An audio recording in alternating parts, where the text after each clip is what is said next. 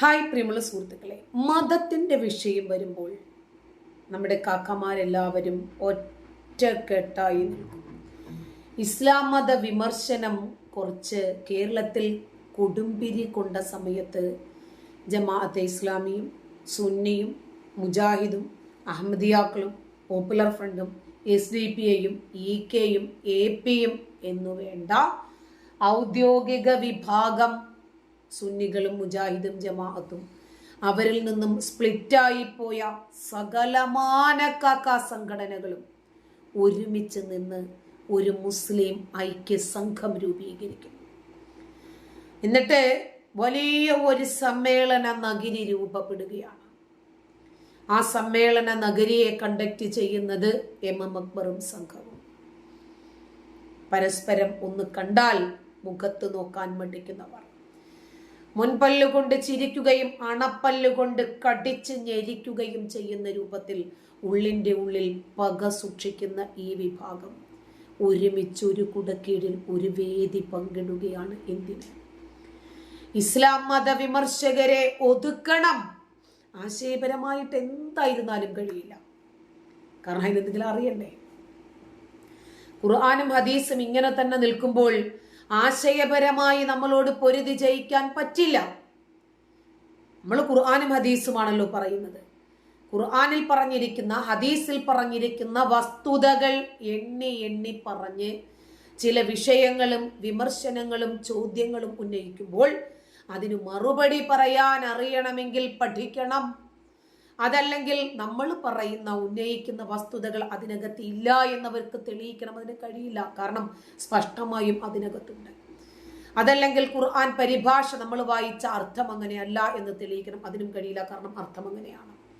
ഒന്നിലധികം പരിഭാഷകൾ നമുക്കെടുത്ത് സമർത്ഥിക്കാൻ സാധിക്കും. അങ്ങനെ വരുമ്പോൾ ഈ വെടക്കാക്കി തനിക്കാക്കുക എന്ന് പറയില്ലേ, ശിഖണ്ഡിയെ മുന്നിൽ നിർത്തി യുദ്ധം ചെയ്യുന്നത് പോലെ അങ്ങനെ എന്തെങ്കിലുമൊക്കെ ചെയ്യും ഇവരെ.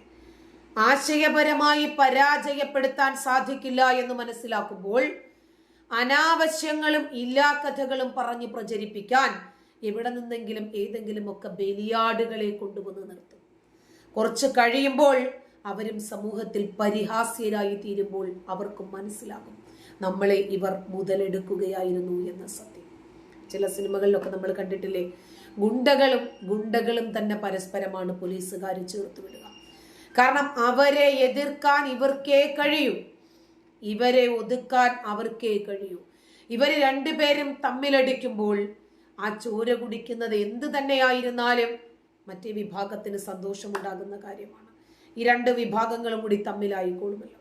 ആ രൂപത്തിൽ ഇസ്ലാം മത വിമർശകരെ ഒതുക്കുന്നതിന് വേണ്ടി ഒരു മുസ്ലിം ഐക്യ സംഘം രൂപീകരിക്കുകയും അതിന് അധ്യക്ഷനായി വരുന്നത് ശ്രീ MM അക്ബർ. അപ്പോ അലിയാർ കാസിമിയെ പോലെയുള്ള ആളുകൾ മുഖ്യ പ്രഭാഷണം നടത്തിയപ്പോൾ പറയുന്നു, നമുക്കിടയിൽ ഒരുപാട് അഭിപ്രായ വ്യത്യാസങ്ങൾ ഉണ്ടാകും, നമുക്കിടയിൽ ആശയ ഭിന്നതകൾ എമ്പാടും ഉണ്ടാകും. പക്ഷേ ആ പക്ഷേക്കാണ് നമ്മൾ മാർക്കിടേണ്ടത്.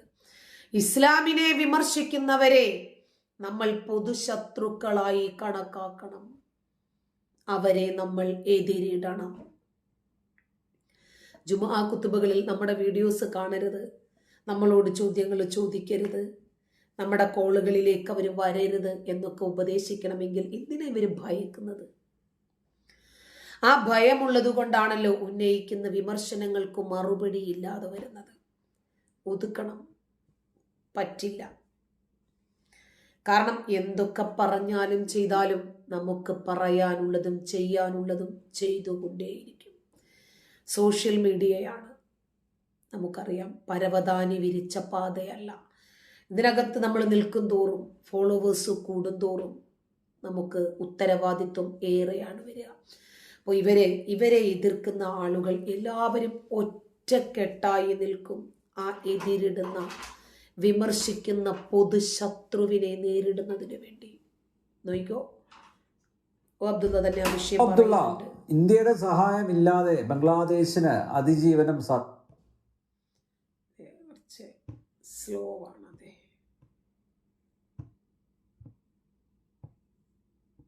അബ്ദുള്ള ഇന്ത്യയുടെ സഹായമില്ലാതെ ബംഗ്ലാദേശിന് അതിജീവനം സാധ്യമാണോ? ആണോ?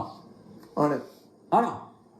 ബംഗ്ലാദേശ് ഇന്ത്യയുടെ സഹായമില്ലെങ്കിൽ, ബംഗ്ലാദേശിലെ ഹിന്ദുക്കളുടെ വിഷയത്തിൽ ഇന്ത്യ ഇടപെട്ടിട്ടില്ലെങ്കിൽ, നാമമാത്രമായി പോലും ഒരു ഹിന്ദു ബംഗ്ലാദേശിൽ അവശേഷിക്കില്ല. ചോദ്യമാരോടാ? അബ്ദുള്ളയോടാ. അബ്ദുള്ള എന്ത് മറുപടിയാ പറയുക? മുസ്ലിങ്ങളെ പ്രതിക്കൂട്ടിൽ നിർത്തുന്ന മറുപടി അദ്ദേഹം പറയോ? ഇന്ത്യയിലെ കണ്ടില്ല. അപ്പൊ ബംഗ്ലാദേശ് മുമ്പോട്ട് പോകുന്നത് പല കാര്യങ്ങളിലും ബംഗ്ലാദേശ് വളരെ മുന്നില്ല. ഇടക്കാലത്തുണ്ടാകുന്ന പല തരത്തിലുള്ള പ്രകൃതി കൊടുങ്കാറ്റുകളും ഭീഷണികളും അതുകൊണ്ടുണ്ടാകുന്നതായ ചില തിരിച്ചടികൾ ഉണ്ടാകുന്നു എന്നത് വെച്ച് നിർത്തിയാൽ ബംഗാളികൾ ഒന്നാമത് അവര് മധ്യപ്രദേശത്ത് ഉടൻ വ്യാപിച്ചെടുക്കുക. അവിടുത്തെ മിക്കവാറും എല്ലാ തൊഴിൽ മേഖലകളും അവരുടെ കയ്യിലാണ്. രണ്ട് വളരെ കുറഞ്ഞ വേതനത്തിന് അവർ ജോലി ചെയ്യാൻ തയ്യാറാണ്. അതുകൊണ്ട് തന്നെ അവര് സമ്പന്നതയിലേക്ക് അവരുടെ എടുത്ത് പരിശോധിച്ച് നോക്കില്ലാണ്. അത് സമ്പന്നതയിൽ നിന്ന് സമ്പന്നതയിലേക്ക് മുന്നോട്ട് പോകാം. രണ്ടാമത് നേരത്തെ ആ സുഹൃത്ത് അല്ല, ഇന്ത്യയോട് 50 ലക്ഷം ടൺ അരി ചോദിച്ചതൊന്നും കണ്ടില്ലായിരുന്നോ? പട്ടിണി കിടന്നിനി ഞങ്ങൾക്ക് ചാവാൻ വയ്യ എന്ന് പറഞ്ഞതൊന്നും കേട്ടില്ലായിരുന്നു. ഓ ശരി. മതം എന്ന് പറയുന്നത് ഏകീകരണ ശക്തിയല്ല എന്നാണ്. ഭാഷ ഏകീകരിക്കും. അങ്ങനെയെങ്കിൽ രണ്ട് ബംഗാൾ എങ്ങനെ? പശ്ചിമ ബംഗാളും കിഴക്കൻ ബംഗാളും രണ്ട് രാജ്യമായത് എങ്ങനെ? ഇന്ത്യയുടെ കീഴിലുള്ളതായ ബംഗാൾ പശ്ചിമ ബംഗാൾ എന്ന രാജ്യമല്ലേ? അതുപോലെ തന്നെ ബംഗ്ലാദേശ് എന്ന് പറയുന്നത് രണ്ടും ഒരേ ഭാഷയല്ലേ? എന്തുകൊണ്ട് അവരൊന്നാകുന്നില്ല? അങ്ങോട്ടും ഇങ്ങോട്ടൊന്ന് ആലോചിച്ചിട്ട് വേണം ഇതൊക്കെ ചർച്ച ചെയ്യാൻ. മതത്തോടോ അല്ലെങ്കിൽ ഇസ്ലാമിനോടോ എന്തെങ്കിലും ഒരു വെറുപ്പുണ്ട് വിചാരിച്ച് എന്തെങ്കിലും വിളിച്ചു പറയാം. മതം എന്നത് ഏകീകരണ ശക്തിയാണ് എന്നതിന് ഇത്രയും കാലം ഒന്നിച്ച് നിൽക്കുന്നു എന്നത് തന്നെയാണല്ലോ. പലയിടങ്ങളിലും പല രാജ്യങ്ങളും ഒന്നിച്ച് നിൽക്കുന്ന മതത്തിന്റെ അടിസ്ഥാനത്തിലാണ്, അല്ലാതെ പറയാൻ കഴിയില്ല. ആ കാരണത്താലാണ് ഇസ്ലാമിനെ വേട്ടയാടുന്നതും. ഇസ്ലാം ഒരു ഏകീകരണ ശക്തിയാണെന്നുള്ളത് വളരെ വ്യക്തമായും എല്ലാവർക്കും അറിയാം. അതിന്റെ ശക്തി വളരെ പ്രകടമായി ആളുകൾ മനസ്സിലാക്കിക്കൊണ്ടിരിക്കുകയാണ്. യൂറോപ്പിലേക്കൊക്കെ സത്യം പറഞ്ഞാൽ കേരളത്തിന് അത് ശരിക്കും മനസ്സിലായത് ജോസഫ് മാഷിന്റെ വിഷയം വന്നപ്പോഴാണ് കേട്ടോ. ആ ഏകീകരണവും ആ ഒരു ഐക്യവും ആ ഒരു പിന്തുണയും ഒക്കെ മനസ്സിലായത്. കാരണം പോപ്പുലർ ഫ്രണ്ടിനെ നമ്മളാരും എതിർത്തില്ലല്ലോ.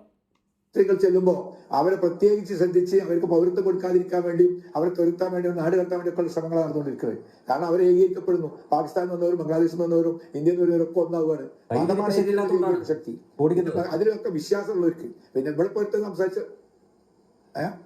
എന്റെ അല്ല, കയ്യിലിരിപ്പ് ശരിയല്ലാത്തതുകൊണ്ടാണ് വിശ്വാസമില്ലാതെ ഒരു വട്ടം ഒരു പെണ്ണിട്ട് ഒന്നാമത് പെണ്ണിട്ട് ഒരു വിശ്വാസമില്ല, രണ്ടാമത് കെട്ടി അതിന് വിശ്വാസമില്ല, മൂന്നാമത് കെട്ടി വിശ്വാസമില്ല, അപ്പൊ നാലാമത് കെട്ടിന്. അങ്ങനത്തെ ആൾക്കാരൊക്കെ നമ്മളിവിടെ ചർച്ചയിൽ പറ്റുന്നത്. ഒരു ഭൂമിയിൽ ഒന്നും വിശ്വാസം ഉണ്ടാവില്ല. കാരണം അവരുടെ വാചകങ്ങൾക്കൊന്നും മറുപടി പറയാന്ന് ഞാൻ ചെയ്യാറില്ല. എന്ത് ഇതിന്റെ എന്റെ പറയുക പറഞ്ഞിട്ട് പറയും. പറഞ്ഞു കഴിഞ്ഞിട്ട് പറയും. പറയാൻ വേണ്ടി നിങ്ങൾ പറയും ചെയ്യില്ലേ? മുഹമ്മദ് നബിയുടെ കഥ എന്താ? മുഹമ്മദ് നബി കല്യാണം കഴിച്ചത് നമുക്ക് മാതൃകയാണ്. മുഹമ്മദ് നബി ആദ്യത്തെ കല്യാണം കഴിക്കുന്നത് അതിനെന്നെ സംസാരിക്കാൻ ഞാൻ തുറന്നത് ഒരു ഉച്ചയാണ്. മനസ്സിലായിക്കോ? ഞാൻ ഒരു ചാനൽ ഉണ്ടായ കാലം മുതൽക്ക് ചർച്ച ചെയ്യും. മുഹമ്മദ് നബി ആദ്യത്തെ കല്യാണം കഴിക്കുമ്പോൾ 2 ഓട്ടോറിക്ഷയിൽ അദ്ദേഹത്തിന്റെ ഭാര്യ പുതുക്കത്തിലുണ്ട്. അതായത് 6 കുട്ടികൾ. 6 കുട്ടികളെ നിങ്ങളാരെയും കല്യാണം കഴിക്കും? അല്ല, 40കാരി പിന്നീട് എങ്ങനെയാണ് 6 പ്രസവിക്കുന്നത്? നമുക്കറിയാത്തതുകൊണ്ട് ചോദിച്ചതാണ് കേട്ടാ. അടിസ്ഥാനപരമായ പ്രശ്നം കിടക്കുന്നതും അവിടെയാണ് കേട്ടോ. മാതൃകാ പുരുഷനായതുകൊണ്ടാണ് ഈ കൊച്ചു കുഞ്ഞിനെയൊക്കെ കെട്ടിയതിനെ സംബന്ധിച്ച് നമ്മൾ ചോദിക്കുന്നത്. ഇങ്ങനെ എണ്ണമറ്റ കല്യാണം കഴിക്കുന്ന പ്രവാചകൻ ലോക ജനങ്ങൾക്ക് മുഴുവനും മാതൃകയാണ്. നമ്മളാരും മാതൃകയല്ലല്ലോ. സുന്ദരനായ ചെറുപ്പക്കാരൻ കല്യാണം കഴിക്കുന്നത് ഒരു ഓട്ടോറിക്ഷയിൽ 6 കുട്ടികളെ ഒരു മനുഷ്യൻ കല്യാണം കഴിക്കോ? രണ്ടാമത് അല്ല, ഖദീജ സമ്പന്നയായിരുന്നില്ലേ? കുലസ്ത്രീ ആയിരുന്നില്ലേ? പേരുകേട്ട തറവാടിയായിരുന്നില്ലേ? സുന്ദരിയായിരുന്നില്ലേ? ബുദ്ധിമതിയായിരുന്നില്ലേ? ഇതൊക്കെ വെച്ചിട്ടല്ലേ പ്രവാചകൻ 4 മാനദണ്ഡം വെച്ചിട്ട് കെട്ടിക്കോളാൻ പറഞ്ഞത്. ഞാനും അങ്ങനെയാടാ കെട്ടിയതെന്ന്. സമ്പത്ത്, സൗന്ദര്യം, തറവാടിത്തം, ദീന്. എന്നിട്ട് പറഞ്ഞു മതമുള്ളവളെ സ്വന്തമാക്കിക്കൊള്ളാൻ. മുഹമ്മദെണ്ണം കെട്ടുന്ന സമയത്ത് ഖദീജയ്ക്ക് മതം ഇല്ലല്ലോ. ഞാൻ വേണ്ടാത്ത പറയും.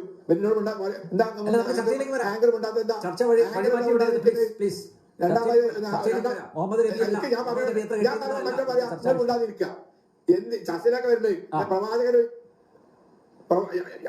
പറഞ്ഞിട്ടല്ലേ കല്യാണം കഴിച്ച ഞാൻ കേട്ടല്ലോ. അവൻ പറഞ്ഞു രണ്ടാമത് കല്യാണം കഴിക്കുന്ന 68 വയസ്സുള്ള സ്ത്രീനെ അവരുടെ ഭർത്താവ് ഇത് അഫ്സിലേക്ക് ഇത്ര പോയി ആ സ്ത്രീ ഭർത്താവ് ഒഴിവാക്കി. അപ്പൊ അതിന് കല്യാണം കഴിച്ചു. നബി എന്ത് ചെയ്താലും ന്യായീകരിക്കാനും വെളുപ്പിക്കാനും നിർബന്ധിതരായ ഒരു ജനസമൂഹമായി പോയി. പക്ഷേ ഈ മമ്മദണ്ണനെ ഈ കാലഘട്ടത്തിൽ എന്നല്ല ഒരു കാലഘട്ടത്തിലും തലയ്ക്കകത്ത് വെളിവും വെള്ളിയാഴ്ചയുമുള്ള ആളുകൾ ഈ സ്ത്രീലമ്പടനെ, യുദ്ധക്കൊതിയനെ നേതാവാണ് എന്ന് അംഗീകരിക്കില്ല. മാതൃകാ പുരുഷോത്തമനാണ് എന്ന് പറയില്ല. ഒരു കുറ്റമറ്റ നേതാവാണ് എന്ന് അംഗീകരിക്കില്ല. കുറേശ്ശി പ്രമുഖർ പോലും അംഗീകരിച്ചിട്ടില്ല. കുന്നിൻ ചെരുവിലെ ഈത്തപ്പനെ എന്നായിരുന്നു തന്തയില്ലാത്തവനെ എന്ന് വിളിക്കേണ്ടതിന് പകരമായിട്ട് അവർ വിളിച്ചിരുന്നത് പോലും. നന്ദി.